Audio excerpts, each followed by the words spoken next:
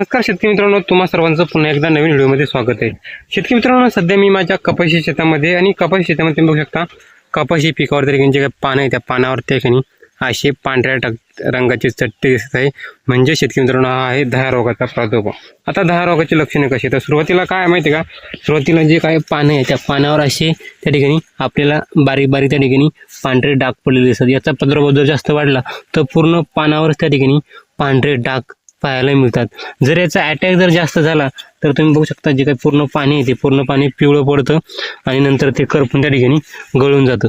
तर शेतकरी मित्रांनो, ह्या रोगाचं वेळीच नियंत्रण केलं नाही तर तुमच्या कपाशी पिकाचा पूर्णपणे प्लॉटचे पानं वाळून जाऊ शकतात आणि उत्पन्नामध्ये भरपूर प्रमाणात घट येऊ शकते. तर त्यासाठी तुम्हाला कुठलं बुरशीनाशक फवारणी करणं गरजेचं आहे. तर शेतकरी मित्रांनो, मार्केटमध्ये जे काय हेक्झाकोनाझोल नावाचं जो काय मॉलिक्युल म्हणजे टाटा कंपनीचं क्वांटा प्लस, ते तुम्ही प्रति 5 लिटर पाण्यामध्ये 30 ml घेऊ शकता. किंवा त्या ठिकाणी त्याच्यापेक्षा जर तुम्हाला भारी घ्यायचं असेल तर त्याचे मार्केटमध्ये त्या ठिकाणी जे काय ॲक्झिस्टोटॉबिन प्लस टेबिकोनाझोल म्हणजे जे काय आदामा कंपनीचं जे काय कस्टोडी आहे तर ते सुद्धा तुम्ही 25-30 ml घेऊ शकता. किंवा त्याच्यापेक्षा जर तुम्हाला भारी घ्यायचं असेल तर डायबेकोनाझोल प्लस ॲक्झिस्टोटॉबिन म्हणजे जे काय आपलं अमिस्टार टॉप येतं सिचंडा कंपनीचं, ते सुद्धा तुम्ही 15 ते 20 ml प्रति 5 लिटर पाण्यामध्ये मिक्स करून फवारणी करू शकता.